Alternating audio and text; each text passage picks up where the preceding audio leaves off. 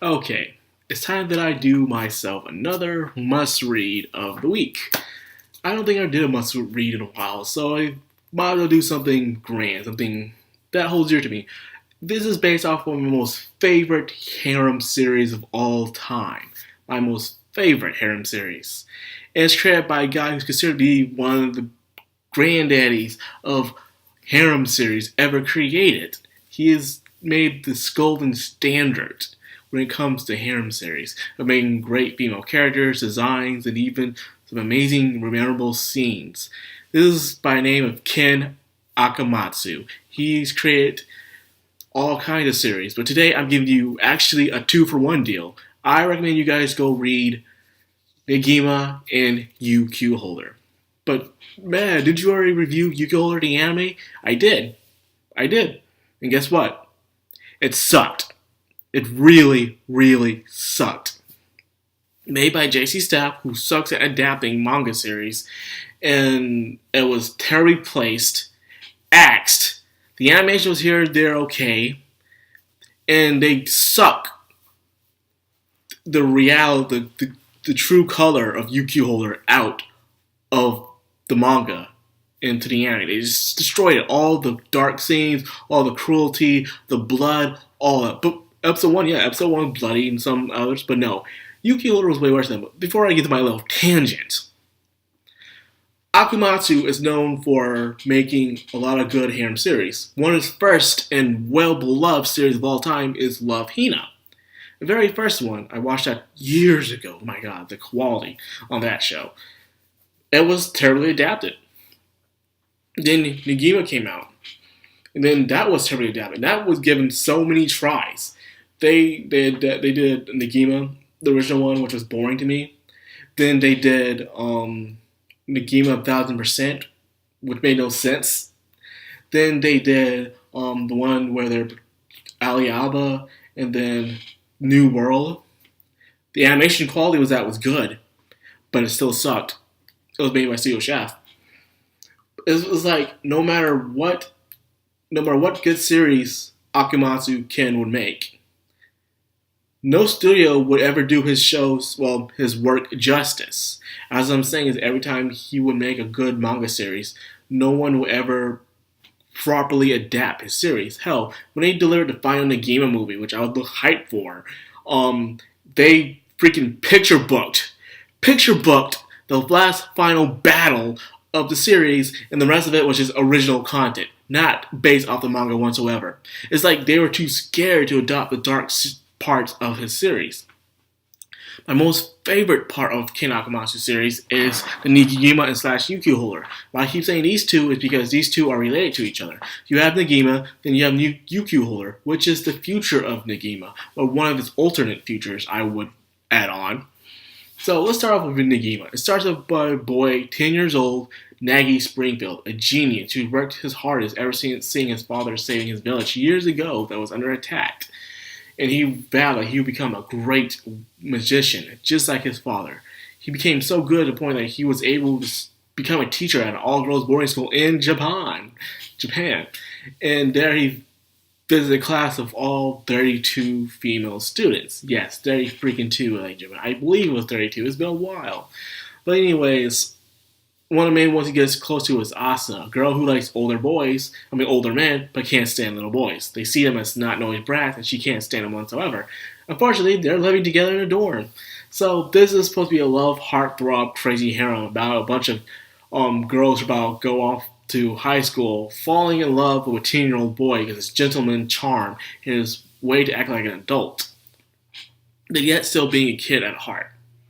The series starts off with some silly, funny antics until I would say around volume 4 or 3, if I can recall, where he meets one of the students who has a very big secret. So until then, the series is wacky good fun, and even during that time, it's wacky good fun. Until they get to the school festival arc, where things get a little bit kind of serious. Then from here on out, it gets very serious and kind of dark, where more things are revealed. And as you know, you have one of the best shonen fight scenes you've ever seen inside of a freaking harem. show. In a way, it's one of the things I give to high school DxD. When I first got into high school DxD, I was just expecting some harem, ecchi goodness. No, I'm getting some good backstories, amazing character development, and some amazing, astonishing fight scenes out of that series. Same thing I got with Negima. I thought it was just be this kid who's just in these weird situations, which he still is, with a lot of ecchi sitness. It's hilarious as hell, but at the same time, there are some serious and dark moments that happen that makes you like, holy crap. And also on the thin line between good and evil, who is right and who is wrong within the situation that's happening before Negi, and what choices he must make. Can he truly continue the path to follow his father, or must he find his own path in order to get there right beside his father? All these questions are being pushed down to a 10-year-old boy, and unfortunately, the anime does a very poor job delivering the seriousness that the creator wanted. It seems like deep down, Ken Asamatsu wanted to create a good shonen series underneath a harem series. That's what I really think he wanted to do. Because every time he would do these series, they would get pretty dark, and the characters would just start going all freaking Yu Yu Hakusho / Dragon Ball Z, Hunter x Hunter, like, because all the characters will have different abilities and different fighting styles, where it's like you can compare them to different kinds of anime and shonen throughout the genre. And it's pretty amazing. So the art style and the fight scenes are just amazing, and just some of the scenery is breathtaking. Of course, the lore and the other stuff. I'm not getting too much into it because I do want you guys to read it. You guys probably already read it because I do know there's some Negima / Q holder fans on this channel. But for those who haven't, give it a try. I recommend you guys like it. Now on to UQ holder. UQ holder is, you read Negima, so you already know what to expect. So what can you do to change things around? Well, I guess start off the ground boot being dark. Yeah, Yu-Gi Holder is a very bloody, kind of some very messed up scenes in Yu-Gi Holder, which the anime failed to execute.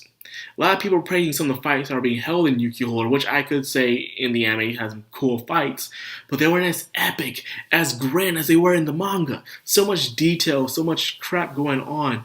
They even took out one of the most favorite arcs of all time within the series to this day. They took out my favorite supporting character, Santa-kun. They even took out one of my favorite antagonists, Sayako, for God's sakes, the necromancer god. Oh my god, they took her out. They took her arc out, which she just completely dominates the freaking world with the most craziest zombie apocalypse ever. Like, this is the craziest zombie apocalypse to the point where not even the good guys, Yuki Holder, could stop her. It was just amazing. And character development on freaking Santa was just out of this world. Santa is freaking OP. In fact, Yuki Holder has a lot of OP characters around them. It's just that you gotta understand their weaknesses in order to overcome them. And plus, no one really dies that much in the series. It's rare for anyone to die in Yu-Gi Holder since everyone's immortal. Since everyone's immortal, you will see a lot of deaths, but it won't matter. First, you'll see people getting chopped up, cut up, smushed, torn, all that stuff. Even committing some suicide to restart some events over and over again, but no one will really die. And if they do die, they'll just restart over again. So it's very interesting, the concept of immortality that Ken Akumatsu took and just made an entire series based off of it. It's downright amazing. And you can see some of the best on today, to me, in my opinion, that's some of the best shonen fights up to this day.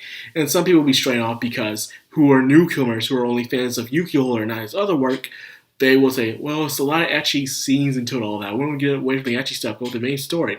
Clearly, you have not been a fan of Ken Akumatsu if you are complaining about etchiness in his work. Well, anyways, I highly recommend you go read Negima, then you go read Yu-Gi-Oh! Holder. Trust me, it will be a time killer for you. So you got nothing to do, you're on the bus, or you're waiting on someone or anything like that, or you have a phone, pick up an app, or anything you want, or even go to your local library, or even order the books online. And, well, Negima itself has, like, what? 35 books.